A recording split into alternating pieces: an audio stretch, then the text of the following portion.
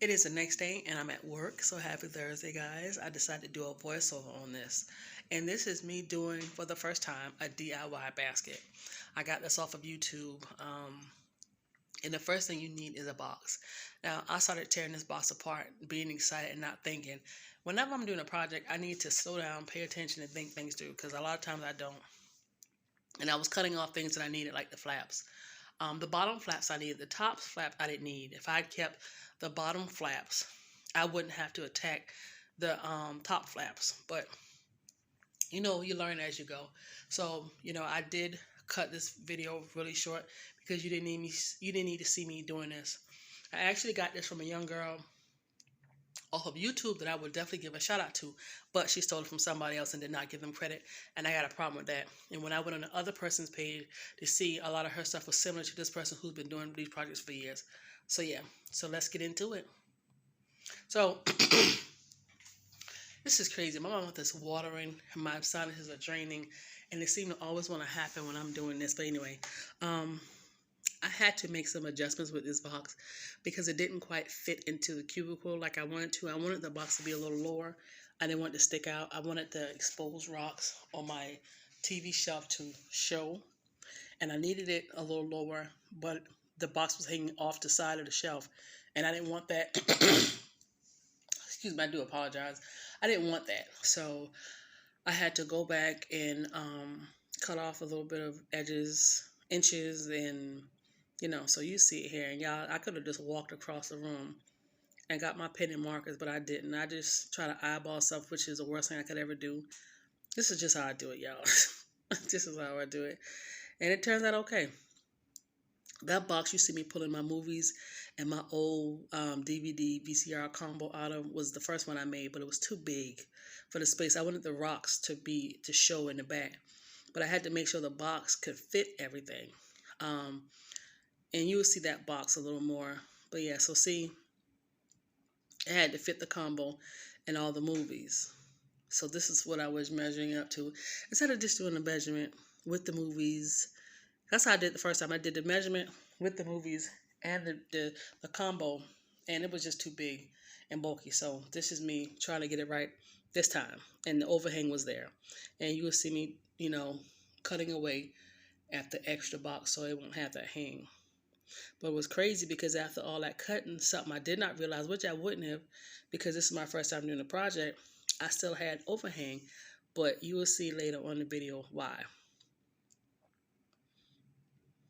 I'm so strange when it comes to measuring stuff and I just do things so awkward. And a lot of times, if not all the time, it turns out right, and then I'm able to kind of cover the flaws, but I should have just had a flat surface. But I do everything in my lap.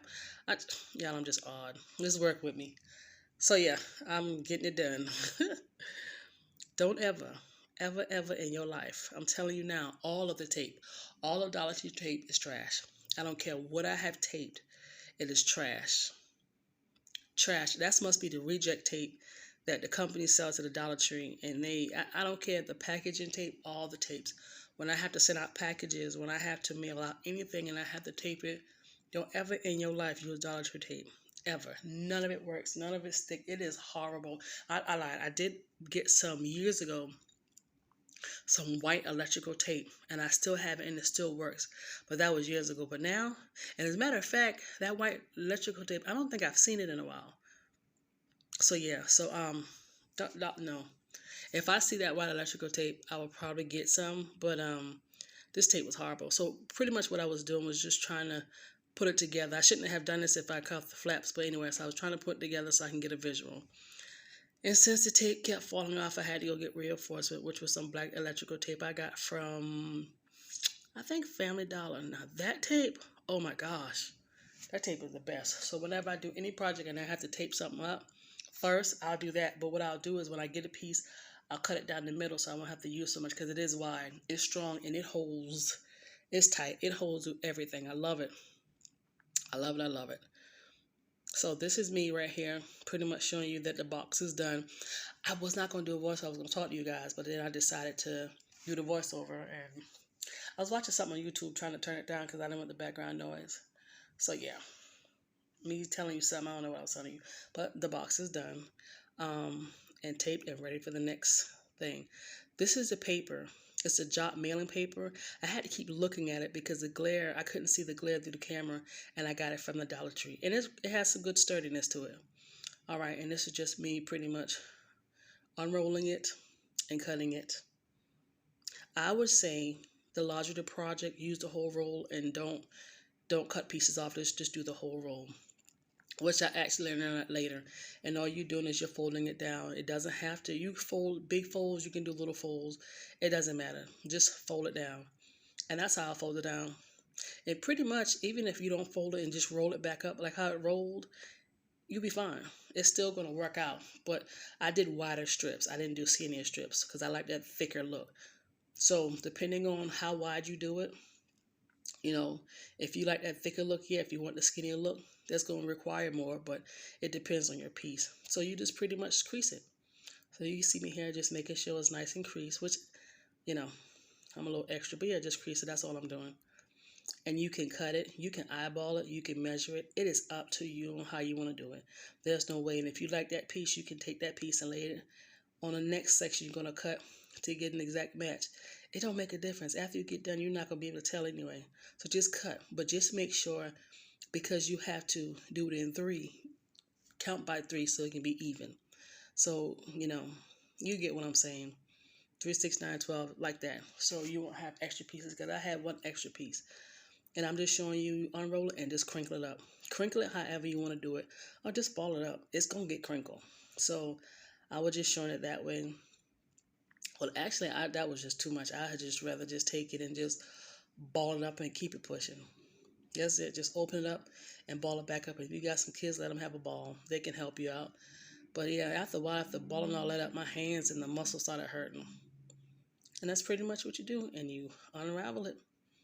So that was me after getting them all balled up, getting 3 and putting together. That clip came from the Dollar Tree I already had. Use what you have to use. If you don't know how to braid, go on YouTube. Use whatever you got to use, however you want to do it. I'm just showing you how I do it. Do whatever works. If you got another person, let them hold it while you braid it, but make sure you start with 3 or whatever. You can start with 2. I don't care. Just however you want to get it done. And this is how I had to do it because I didn't have nobody there. I clipped it to my cushion on my chair and just started braiding. If you don't know how to braid, just, like I said, go on YouTube. I'm under braiding. I don't know why I'm doing that. I don't know why I'm under braiding. I don't under braid my hair when I braid it now. It's odd, but anyway. And people that braid hair will understand the struggle of braiding it and then having to unravel the bottom. But that's pretty much what you're doing. I don't know if you want to call it a braid or a plait. I don't know. I'm from the South, so, you know, we call it one thing. Somebody else call it something else. And, you know, people have their way of saying, well, this is the proper word for it. It's the same thing. You get what I'm saying. So I'm just showing you. And I braid all the way to the bottom.